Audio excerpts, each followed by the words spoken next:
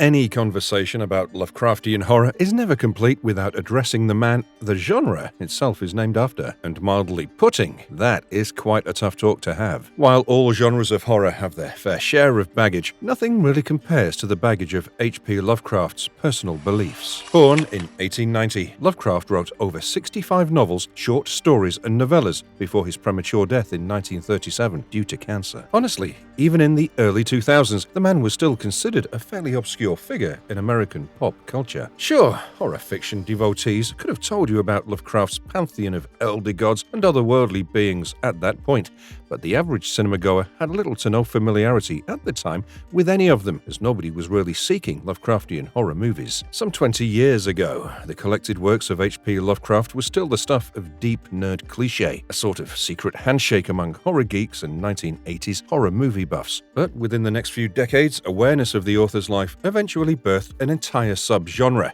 and the average person walking down the street now has a good chance of recognizing the name Lovecraft. This should perhaps not be a big surprise. After all, this same period has seen the average person go from being dimly aware of only a handful of Marvel superheroes to likely being able to recite the names and powers of dozens of them. Moreover, now our biggest Hollywood blockbusters revolve almost entirely around geek material that was once the stereotypical stuff of poor losers being walloped by cinematic bullies. Perhaps in that sense, it was inevitable that entire episodes of South Park would eventually revolve around Lovecraft jokes, and that plush Cthulhu dolls would proliferate online. Many of the greatest horror classics owe some debt to Lovecraft, and even when it's impossible to fully separate the genre Lovecraft spawned from the man himself, all films that were directly adapted from his work certainly bear a heavy asterisk. But Lovecraft's work continues to endure for a reason. His stories dig into deeper fears than your average haunting or monster sighting, exposing existential fears about humanity's place in the world that prove more bone-chilling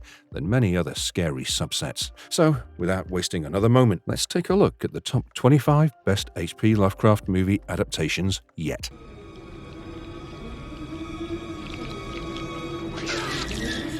From Beyond, 1986. If you're a true horror enthusiast, it shouldn't come as a surprise to you if half of this list is dominated by Stuart Gordon productions. While the man had a varied career, his cinematic fame came mostly from delivering some wild film versions of Lovecraft's fiction, and From Beyond might actually be one of the most spiritually authentic attempts Stuart Gordon made in adapting the works of Lovecraft. I mean, how does one take a short story that's only a few pages long and turn it into a feature film? I guess only Gordon could make it happen. Even if he ignored the setting of the original story, the basic plots and themes are preserved quite faithfully. What we get is a colorful, slimy, sexy, and FX-laden sci-fi horror movie that really has no equal. There's just nothing else like this. Even though it was his sophomore effort as a director, Gordon took the bones of a fascinating concept and made absolute magic with it. From Beyond follows the grotesque story of two scientists, Dr. Edward Pretorius and Dr. Crawford Tillinghast, who invent a machine called the Resonator, which is designed to stimulate the pineal gland and allow humans to perceive other dimensions. However, the experiment goes horribly wrong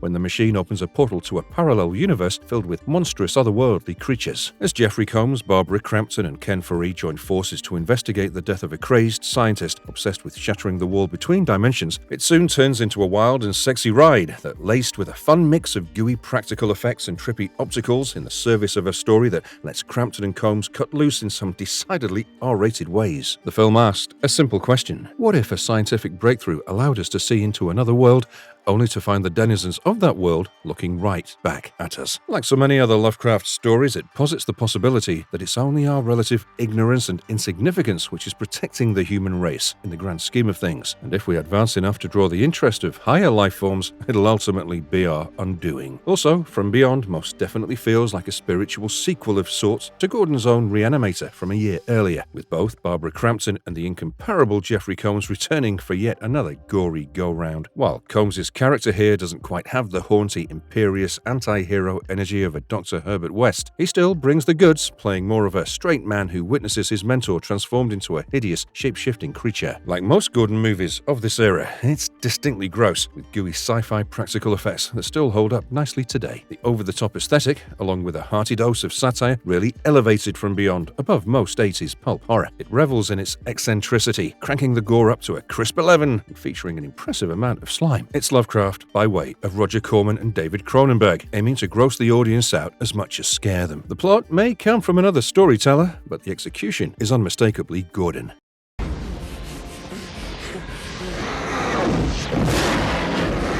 In the Mouth of Madness, 1994. Just in case the Thing's HP homage is too subtle for you, let's throw in John Carpenter's other finely crafted Lovecraftian love letter into the list. I mean, Stephen King may be the horror author overtly name-checked, but In the Mouth of Madness is much more directly John Carpenter's tribute to the pioneering weird fiction of author HP Lovecraft, to the point that the film is almost a patchwork of Lovecraft's greatest hits, ranging from interdimensional elder gods to parallel dimensions and things too horrible to describe. Even though In the Mouth of Madness is not directly adapted from a Lovecraft work, its title is a clear riff on the author's famous At the Mountains of Madness. It's the most obvious Lovecraft pastiche in Carpenter's entire career, and the third in what Carpenter calls his Apocalypse trilogy, which includes The Thing and Prince of Darkness. The film stars Sam Neill as an insurance agent named John Trent, who travels to a small town to look into the missing persons case of a successful horror novelist named Sutter Kane. When Trent discovers that Kane's books are driving readers insane, and that the fictional horrors in the novels are becoming real, soon the line between what's fiction and what's reality begins to blur quickly, and we see how Trent's sanity crumbles as he slowly descends into madness. The film consistently goes to weird and unexpected places, with a swerve into outright meta territory in the final act that could be silly, but still manages to genuinely frighten you. Even if there's no giant Cthulhu lumbering across the screen, Carpenter comes close, especially through Sutter Kane, a demented author who feels like a twisted, romanticized pop culture version of Lovecraft himself, both as the tortured genius and the man who can't be separated from the uglier parts of his legacy. Moreover, Carpenter loads the film with unforgettable and gorgeous imagery in order to flex exactly what makes him such a horror master. What's really striking is how ahead of its time Carpenter's film feels. Back then, weird fiction and cosmic horror still lived in the shadows, in contrast to the recent era where the writer's works have steadily been absorbed into the mainstream. Watching the film today, it's hard not to wonder what Carpenter makes of the fact that the strange, unsettling corner of horror he was paying tribute to has since become a genre all its own in the last 3 decades. Regardless, In the Mouth of Madness will always stand out for its grasp of the dreamy, almost Lynchian crossing of boundaries between the mundane and the extraordinary. I know you're all by yourselves now. Re-Animator, 1985. Ironically, the most entertaining take on H.P. Lovecraft is one of the least Lovecrafty films in this list. But what Stuart Gordon and Brian Usner accomplished with Re-Animator is nothing short of remarkable. Even though it was his debut, Gordon established himself as cinema's leading Lovecraft adapter, the juicy take on the very, very loose adaptation of the author's novelette, Herbert West, Re-Animator. Re-Animator basically follows the story of a medical student who concocts a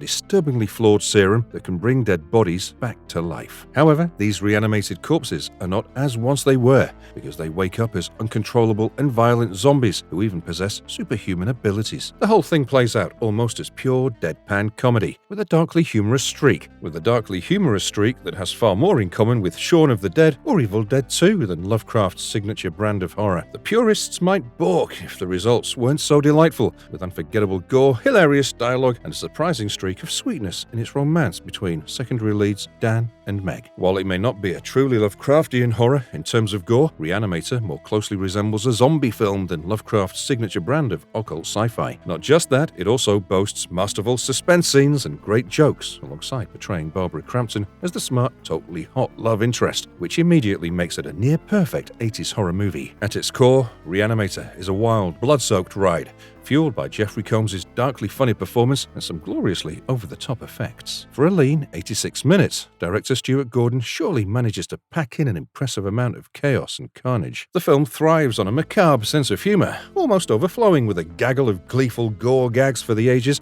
with our heroes having to fend off psycho cats, pawing parents, and leering severed heads as they attempt to fine-tune a cure for death in the form of a glowing green liquid. While Lovecraft probably didn't have cunnilingus jokes in his draft drawer when he wrote Herbert West Re-Animator, I think the film is all the more iconic for it.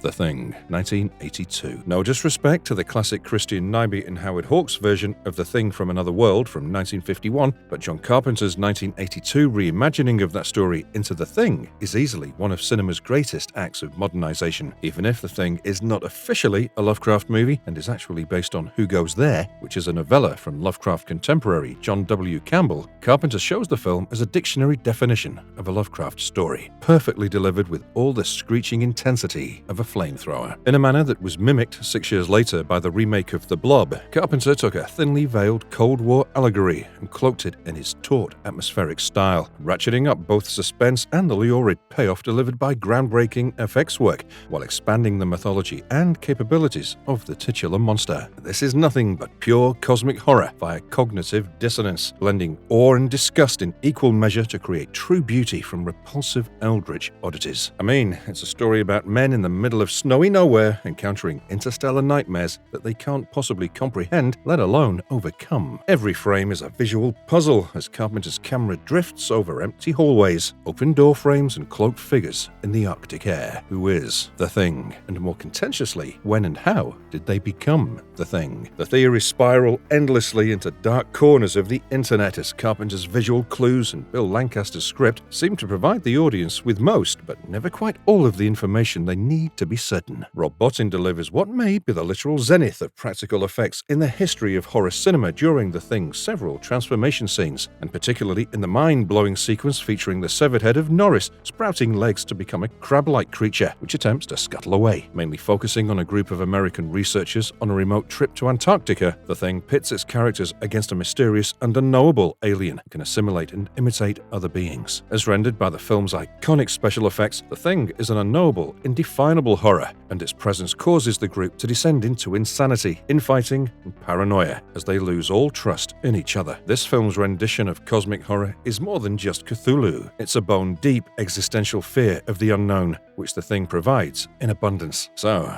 if you've yet to see the film, strap yourself to the couch and bump it to the top of your HP watch list, because this John Carpenter masterpiece basically comes completely covered in a thick slathering of Lovecraftian sauce.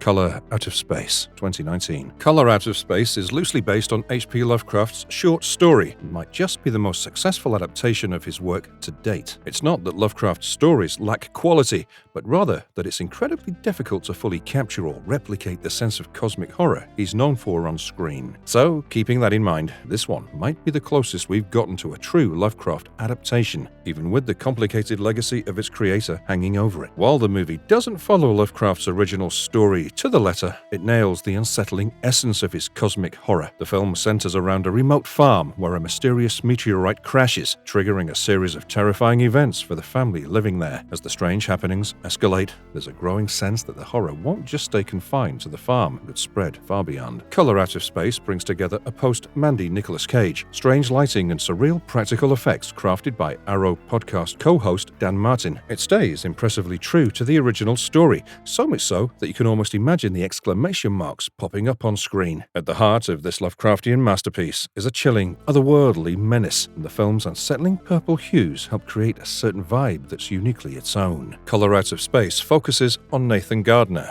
the father of a family that relocates to a remote farm, only to find themselves at the epicenter of a cosmic disturbance so intense that they can't even trust the color of the sky. Nathan, Teresa, and their 3 children, Benny, Lavinia, and Jack, experience a very weird and rather horrifying encounter one night when a meteor strikes the front yard, and although the meteorite gradually crumbles apart, it caused some sort of otherworldly genetic mutation on everything around it, such as the family's crops, the commutation systems, and most importantly, on the Gardner family itself. This unearthly mutation soon starts spreading all around town, and although the children, Benny and Lavinia, are aware of all that's happening, they're powerless against this unknown horrific effect. I think the unique selling point of the movie would have to be how the director and producer managed to pull off the interpretation of a novel on screen, because there's a lot of science fiction movies that have failed for not being able to match the expectations of the audience after reading the descriptions of an author in the novel, but somehow Stanley and the whole team has managed to bring the novel to life and do justice to it. The cinematography in this movie is quite unique, as it involves some major challenges choices, such as achieving an unnatural and otherworldly color scheme for the scenes where the author had described it as just a shade that was never seen before on the normal color spectrum. Color Out of Space is beautiful, strange, tense, and tragic, thus making it arguably the best modern adaptation of Lovecraft's work. Its nostalgic tone gives it an 80s feel, reminiscent of many classic titles from that era. While its legacy has faced some challenges due to allegations against its director, if you can set the creator's controversies aside, and as a Lovecraft fan, you're probably pretty good at that, there's still so much here to appreciate and be inspired by.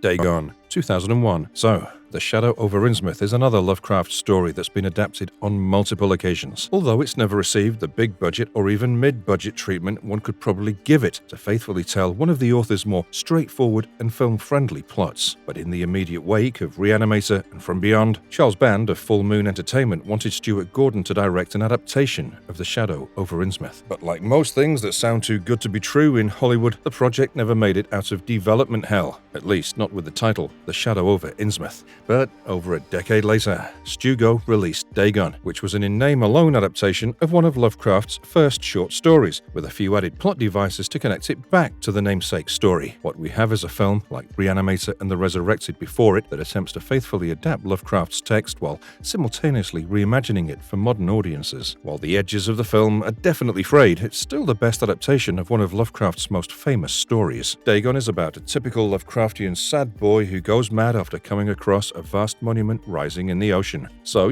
basically just another tale about the horrors of genealogy, fate, and predeterminism versus free will. The main characters here are Paul and Barbara, a young couple who find themselves stranded in a strange, decaying seaside town after a boating accident. But as they seek help, they encounter the town's bizarre inhabitants who worship a sea god named Dagon and possess disturbing fish-like characteristics. Sure, some of the acting is wooden, and more than a few lines of dialogue are clunky. Dagon radiates Gordon's deep devotion to the author's work. The results are a wildly uneven array of Lovecraftian highlights, with some frenzied, over-the-top performances that are lifted by the excellent location shooting and genuinely spooky set pieces. The FX, on the other hand, shows the great limitations of Gordon's limited budget. The film isn't stingy with its monster action, even when perhaps it would have been more effective to suggest rather than to overtly show. Still, you can feel Gordon's enduring passion for his work throughout, even if his access to quality filmmaking tools has clearly waned by this point in his career. He clearly poured a lot of effort into trying to capture the nightmarishness of Lovecraft's stories,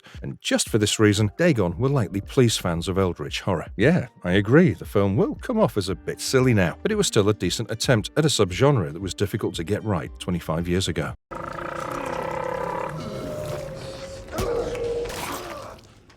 The Lighthouse, 2019. Robert Eggers' The Lighthouse is a psychological horror film set in the late 19th century following two lighthouse keepers, Willem Dafoe's Thomas Wake, a grizzled veteran, and Robert Pattinson's Ephraim Winslow, a young drifter, both of whom are tasked with tending a remote New England lighthouse. At first, the younger man struggles under Wake's domineering presence, enduring endless chores and strange rituals. But as the days drag on and a relentless storm traps them on the island, the men descend into paranoia, hostility, and drunken camaraderie that blurs the line between friendship and madness. Soon, strange visions plague Winslow, from mermaids to monstrous tentacles, suggesting either supernatural forces or the unraveling of his mind. The film draws heavily from folklore and myth, building an atmosphere where isolation, repressed desires, and toxic power struggles feel as terrifying as any sea creature. Ultimately, The Lighthouse is less about monsters outside and more about the ones within. Plus, the film wears its literary influences on its sleeve, as director Robert Eggers has cited everyone from Herman Melville to Robert Louis Stevenson, but even then, Lovecraft's shadow looms especially large throughout its runtime. The film is steeped in surreal, nightmarish imagery,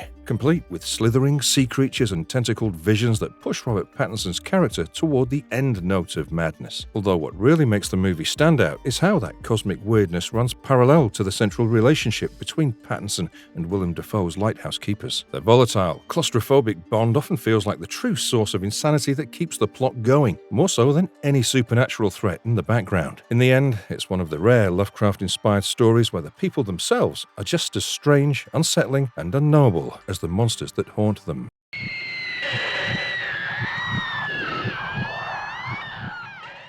The Dunwich Horror, 1970. This Roger Corman-produced 1970 film, The Dunwich Horror, directed by Daniel Haller, stars former child star Sandra Dee as a virgin college student who unknowingly becomes the target of an ancient cult after she's manipulated by a seemingly innocent guy named Wilbur Whately. The main goal of this cult is to use her in a sacrificial ritual tied to the Necronomicon, the infamous Book of the Dead, in order to summon the terrifying Old Ones. The story is mainly about Dean Stockwell as Wilbur Whately rocking an afro and giving off major evil Disco King vibes. He shows up at Miskatonic University, hoping to borrow the original Necronomicon, but nobody knows that he's the grandson of a powerful wizard and the illegitimate son of a woman who's now spending her days in a padded cell. A naive Sandra Dee, with her massive blonde hairdo, tags along with Wilbur to his creepy farmhouse, where she's quickly drugged. Things take a bizarre turn as she starts talking about sex while having alter-side hallucinations and begins dreaming about strange, out-of-the-world, cult-like figures chasing her along misty sea cliffs. When her suspicious friends show up to rescue her from her unsettling new boyfriend and his unfortunate perm, they find that Sandra has no interest in being saved.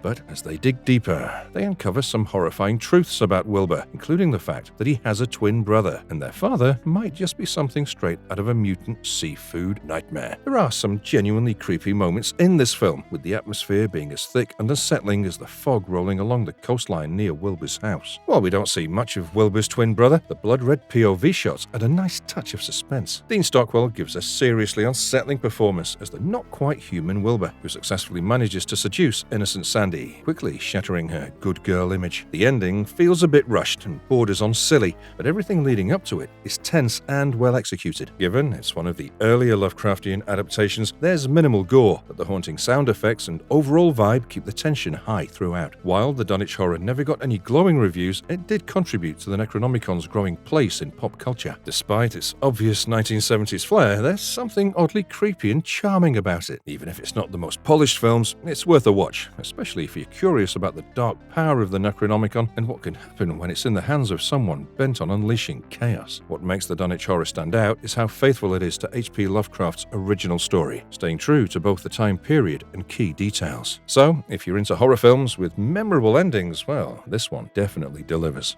Necronomicon, 1993. When people think of Lovecraft, it's usually the ancient cosmic gods like Cthulhu that come to mind, probably because those colossal beings of madness have been borrowed and reimagined countless times in horror. But just as enduring is one of Lovecraft's smaller inventions, the Necronomicon. With its sinister name and ominous reputation as the Book of the Dead, it's become such a pop culture staple that many over the years have believed it to be an actual forbidden text. From the Evil Dead to endless other horror projects. At this point, it's practically a brand of its own. So, of course, it was perfect material for a horror anthology, because just the idea of stories spilling out from the cursed pages of the Necronomicon is a concept that almost writes itself. Producer and director Brian Usner, who's a frequent collaborator of Stuart Gordon, took the reins with this anthology, crafting a wraparound story and 3 tales of terror. This anthology film features 3 adaptations of Lovecraft, including The Rats in the Walls, Cool Air, and Whisperer in Darkness. While these stories don't always follow strict logic, what they lack in coherence, they more than make up for with over-the-top practical effects and sheer entertainment value. One inspired casting choice elevates the whole thing, as Jeffrey Combs, a Lovecraft film regular, steps into the role of HP Lovecraft himself in the wraparound sequences. It's both playful and reverent, making Necronomicon one of the more affectionate adaptations of Lovecraft's world. Across its 4 main segments and linking narrative, the film dives into everything fans could want, ranging from resurrection, immortality, grotesque creatures, and the lurking horrors of forbidden knowledge. All I can say is that it's messy, weird, and just pure Lovecraftian fun. Ollie, there! The Mist, 2007. Adapted from Stephen King's novella, Frank Darabont's The Mist is not your run-of-the-mill horror movie. It's a chilling exploration of fear, survival, and human fragility when faced with the unknown. The story begins after a violent storm hits a small Maine town. That's when artist David Drayson and his young son head to the local supermarket for supplies, only to find themselves trapped, along with dozens of others, when a thick, impenetrable mist rolls in. Soon, they discover that within the fog lurk horrifying, otherworldly creatures, starting from giant insects, tentacled abominations, and towering ancient beings that seem pulled from a nightmare. While the monsters are terrifying, the true horror comes from within the supermarket, because as time passes, the fear, paranoia, and hopelessness of the whole unknown twist the survivors against each other. And if that wasn't enough, a local religious zealot named Mrs. Carmody rises to power by claiming the mist is God's punishment, only to demand blood sacrifices to appease divine wrath. Her influence grows as desperation deepens, showing how quickly rational people can collapse into fanaticism when the world around them stops making sense. This is precisely what makes The Mist one of the finest Lovecraftian films ever made, even though it's not a direct adaptation of his work. Lovecraft's stories are built on the terror of the unknown, on humanity's insignificance in the face of cosmic forces beyond comprehension. Darabont captures that essence perfectly, because the origins of the Mist and its creatures remain vague for most part. It's been implied that it's possibly the result of a government experiment known as the Arrowhead Project, but the lack of clear answers only makes it more unsettling. The monsters are never fully explained, because they don't need to be, but their very unknowability is what makes them terrifying. And then there's the ending. Unlike King's novella, Darabont delivers a devastating twist that leaves audiences shaken. It's bleak, merciless, and deeply Lovecraftian, further driving home the idea that against cosmic horror, human struggle is not just fragile, but ultimately meaningless.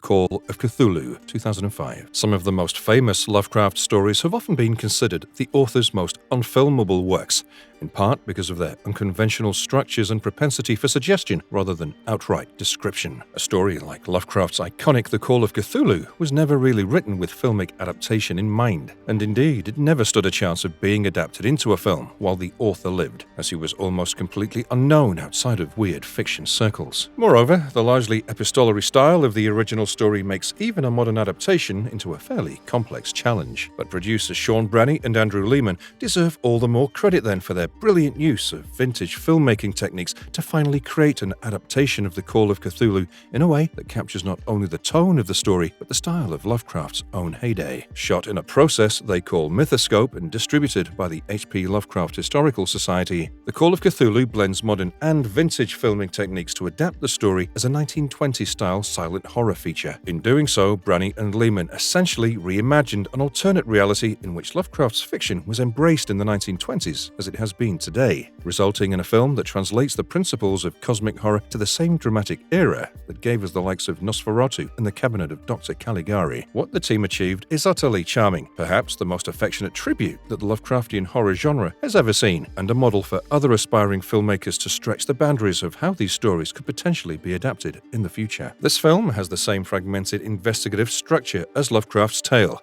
as a young man discovers his late uncle's papers detailing a mysterious cult devoted to the ancient cosmic entity, Cthulhu. Through documents, newspaper clippings, and testimonies, he then begins to piece together a global pattern of strange dreams haunting sensitive minds, bizarre rituals conducted in Louisiana swamps, and the terrifying discovery of a sunken city rising from the ocean depths. At the heart of it all lies Cthulhu, a colossal, tentacled old one who sleeps beneath the sea, waiting for the stars to align so he may awaken. But what makes this adaptation so effective is its commitment to Lovecraft's themes. It doesn't just show monsters, but also preserves the story's mood of cosmic dread and inevitability. The filmmakers understood that Lovecraft's horror isn't about jump scares, but about humanity's insignificance in a vast, indifferent universe. By keeping the narrative fragmented and mysterious, the film mirrors the way Lovecraft often revealed truth in pieces too large and terrifying for a human mind to grasp. On top of that, the film's handcrafted approach of using stop-motion effects, miniatures, and expressionist sets feels perfectly at home with Lovecraft's surreal visions. These choices make the monstrous both unreal and disturbingly believable, much like reading the original story.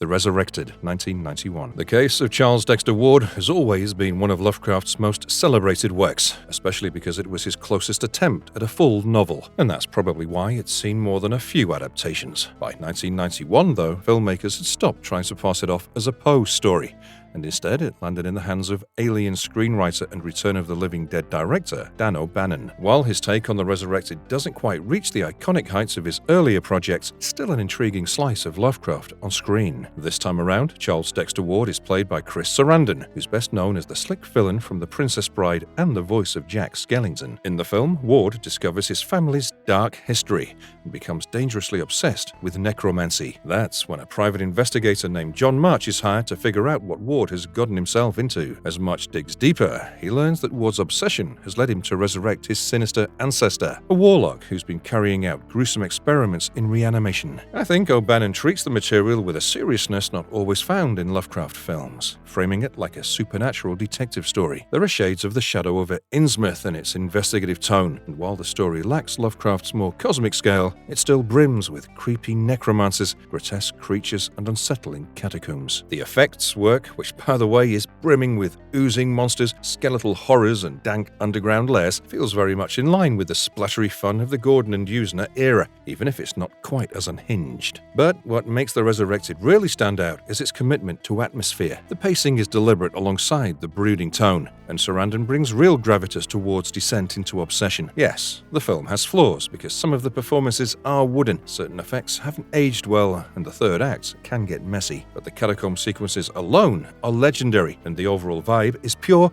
old-school Lovecraftian dread. So, for fans of the genre, it's definitely ripe for discovery.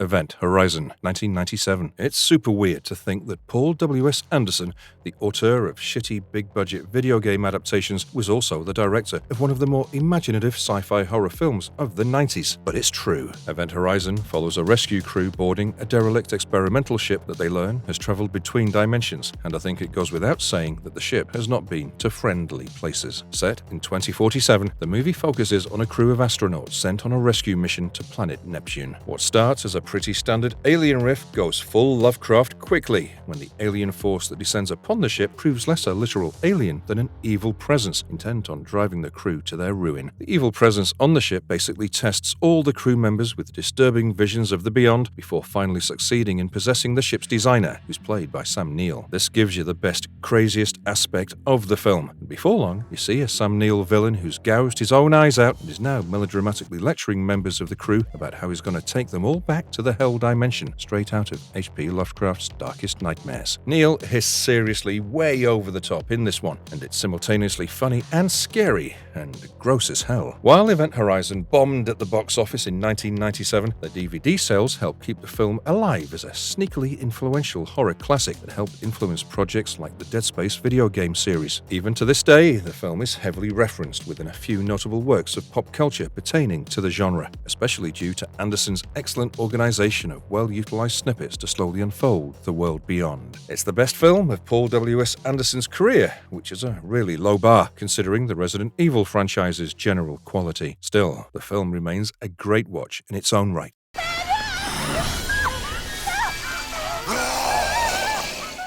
Castle Freak, 1995. I think the best Lovecraft adaptations occur when filmmakers pull on a thread and weave their own thing. So, coming to another Stuart Gordon special, Castle Freak is loosely based on the Lovecraft story called The Outsider, in which John, Susan, and their daughter Rebecca travel to Italy and take up residence in a recently inherited 12th century castle. Naturally, they're not the only ones within the walls, and quickly they discover the titular freak slithering through the halls. In the OG Lovecraft story, we meet the man who's been imprisoned in a cell for his entire life and breaks free in a pitiable effort to connect with others, only to find out that society now views him as a monster. Gordon's film, on the other hand, simply swaps this into more of a monster movie come slasher vibe, making the obvious viewpoint characters into the people encountering the titular castle freak. I think Gordon goes full tilt Mondo Bizarro with this one, encouraging his actors to reach the same extreme heights as the freak's most gnarly makeup and design. There are also some distinctly Lovecraftian touches here, for instance casting Jeffrey Combs as the last surviving heir care of the castle's original owners. It's a clever nod to Lovecraft's recurring fascination with ancestry and bloodlines, where the weight of history and the sins of past generations seems to pass down almost genetically before becoming inescapable and damning. As a director, Gordon was really the most consistent Lovecraft adapter, including with this movie. It's just so damn great. Bloody, twisted, perverted, and highly claustrophobic, yet somehow grand at the same time, Castle Freak is a grotesque gem that stands proudly above most Lovecraft spins by becoming a rager that never stops screaming once it starts.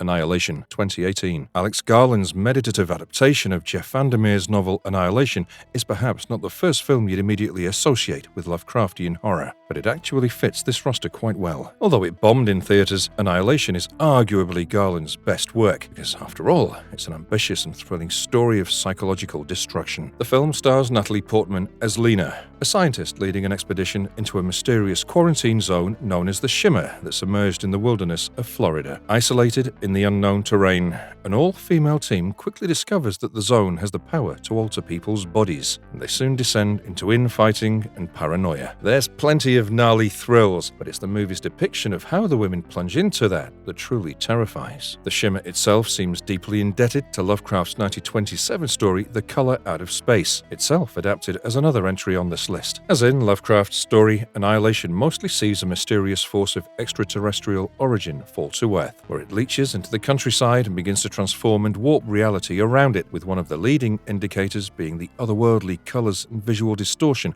that spreads from the epicenter of what's essentially an alien infection. This film is perhaps a bit more cerebral than many of Lovecraft's works, but the author's influence is unmistakable. In particular, the film's ultimate depiction of the extraterrestrials strikes a very appropriate tone for Lovecraft, in the sense that the alien intelligence is portrayed as truly alien, rather than a random human in some other guise. The consciousness encountered by the characters here is genuinely unknowable, totally outside of our capacity to grasp, which further reinforces the Lovecraftian tenet of humanity's extremely meager understanding of our reality and relative insignificance in the cosmic scheme of things.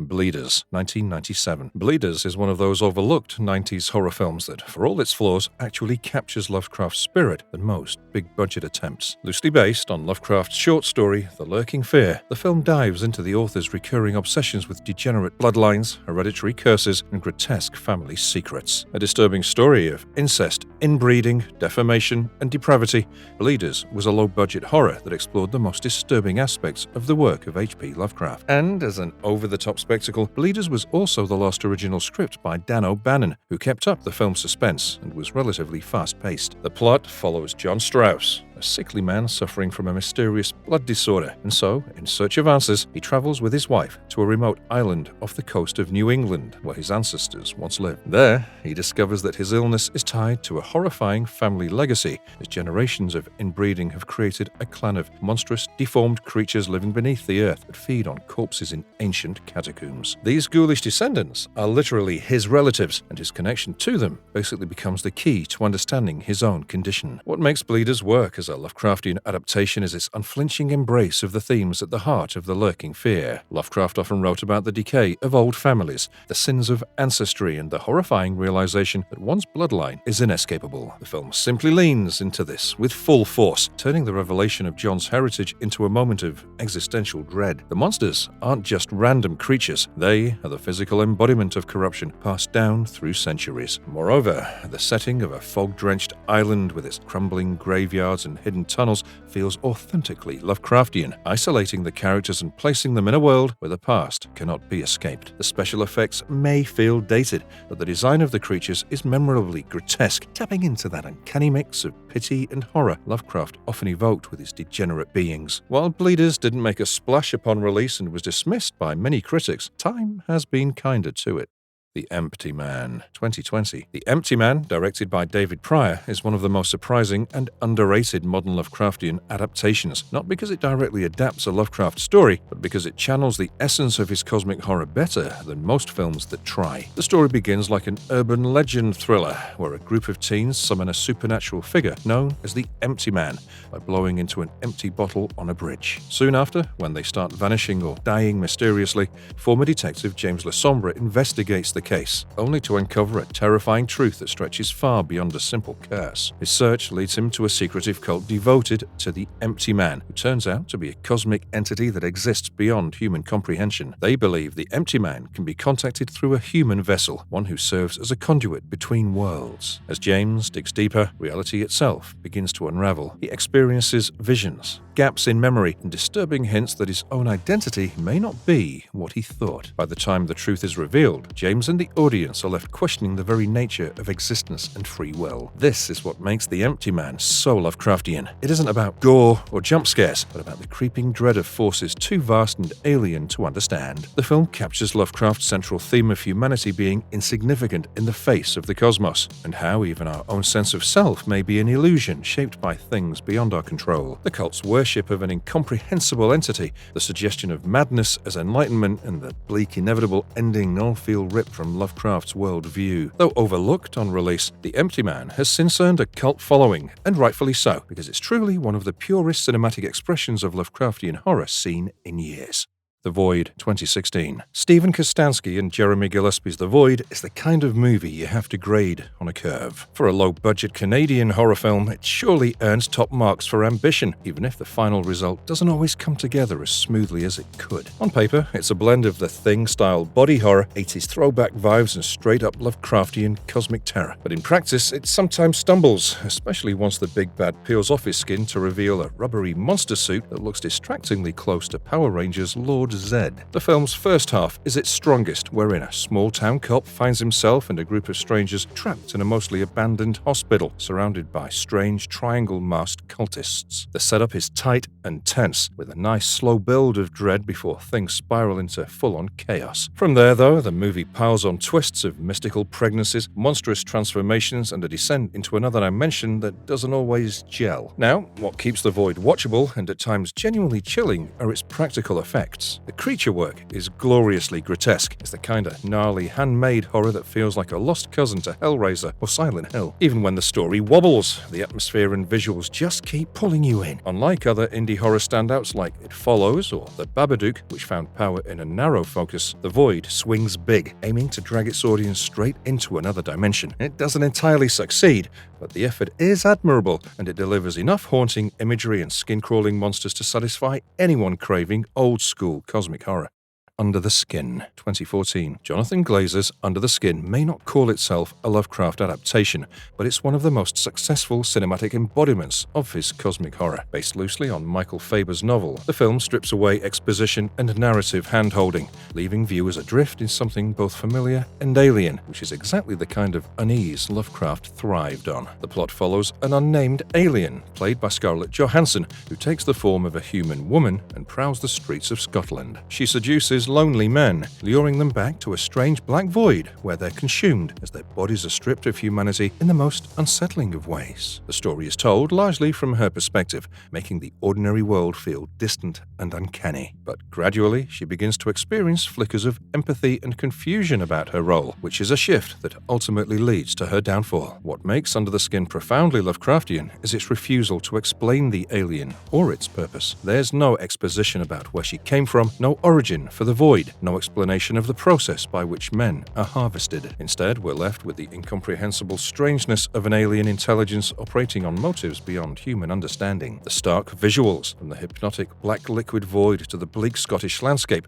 further reinforce the sense of insignificance and isolation that defines Lovecraft's worldview. The Endless, 2017. Justin Benson and Aaron Moorhead's The Endless is one of the most inventive modern takes on Lovecraftian horror, which follows two brothers, Justin and Aaron, who return to the cult they escaped years earlier after receiving a mysterious videotape. At first, the commune seems harmless, idyllic even, but as strange things happen, it unravels any sense of normalcy. Soon, time loops, impossible geometries, and eerie symbols hint at a vast, unseen force controlling the area and its inhabitants. The genius of The Endless lies in how it captures captures Lovecraft's known theme in a cult that doesn't worship a god in the traditional sense, but they submit to something ancient and unfathomable, a presence that traps people in endless cycles of existence. The brothers' struggle to reconcile their past with their desire for freedom becomes an intimate lens through which the cosmic horror plays out. By marrying Lovecraftian scope with personal drama, The Endless proves that cosmic horror isn't just about creatures, but about the crushing weight of forces far beyond human control. The Ritual, 2017. The Ritual is a strong example of what some call bro horror, as it's a story centered on male friendship, guilt, and the fractures that come with trauma. It follows a group of lifelong friends who go on a hiking trip in Sweden after the violent death of one of their own friends. Luke, the most conflicted of the group, carries the heavy burden of being present when their friend was killed in a liquor store robbery, but froze in fear instead of helping. That moment of inaction haunts him till this day, and his friend's unspoken blame hangs over the trip like a shadow. Visually and technically, the film shines. As cinematographer, Andrew Shulkin captures the forest in stunning clarity, avoiding the muddy darkness common in modern horror. The towering trees and twisting branches create images that feel like living Celtic knots, hinting at ancient hidden secrets. Director David Bruckner leans into suggestion rather than spectacle for much of the runtime, letting the unnerving sound of rustling leaves and creaking branches build tension. While the characters aren't as deeply drawn as they could be, the film compensates with an unforgettable payoff, as the creature revealed in the final act is a terrifying, otherworldly monster straight out of Lovecraft, and for that alone, The Ritual is worth watching. Bird Box, 2018. Susanna Bier's Bird Box, adapted from Josh Malerman's novel, may not name Lovecraft directly, but it embodies his core themes, making it one of the most effective modern Lovecraftian films. The story follows Mallory, a reluctant mother trying to protect two children in a world overrun by unseen entities. These mysterious beings drive anyone who looks at them to instant madness and suicide. As a result, society collapses almost overnight, forcing survivors to live blindfolded whenever they venture outside. Told across two timelines, Mallory's early struggles with other survivors and her desperate river journey with the children, the film builds a picture of humanity on the edge of extinction. What makes Bird Box so Lovecraftian is precisely what we never see, as these entities are never shown directly and their nature left completely unknown. All we know is that they are vast, alien, and incomprehensible forces that humanity can't hope to fight, but only avoid. This taps into Lovecraft's idea that the true horror is not what we understand, but what we cannot comprehend. The madness, cult-like worshippers who embrace the creatures, and the overwhelming sense of helplessness all just echo his cosmic dread.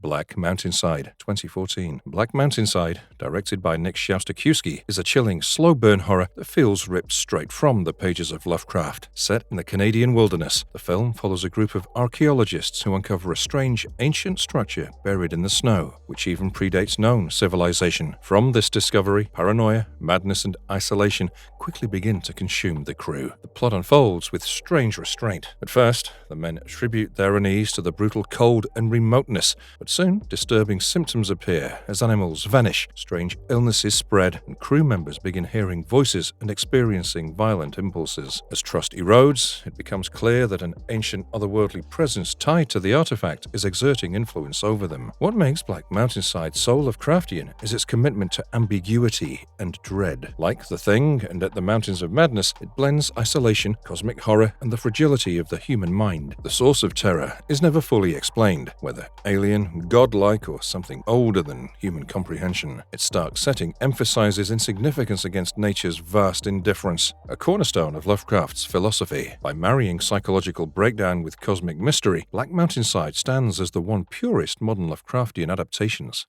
Underwater, 2020. Underwater, directed by William Eubank, is a sleek, claustrophobic thriller that doubles as a modern Lovecraftian nightmare. Set 7 miles beneath the ocean's surface, the story follows a crew of deep-sea drillers whose station is devastated by a sudden earthquake. As the film progresses, engineer Nora and a handful of survivors must navigate the crushing darkness of the ocean floor in a desperate attempt to reach safety. But as they trek through the ruins, they discover how the quake may have awakened something far older and infinitely more terrifying than a natural disaster. The film pretty much thrives on atmosphere. The deep-sea setting mirrors the classic Lovecraftian theme of humanity probing into realms it was never meant to disturb. As the survivors push forward, they encounter increasingly monstrous creatures, culminating in the reveal of a colossal godlike being unmistakably modeled after Cthulhu himself. By combining modern survival horror with ancient terror, Underwater captures the essence of Lovecraft better than most overt adaptations.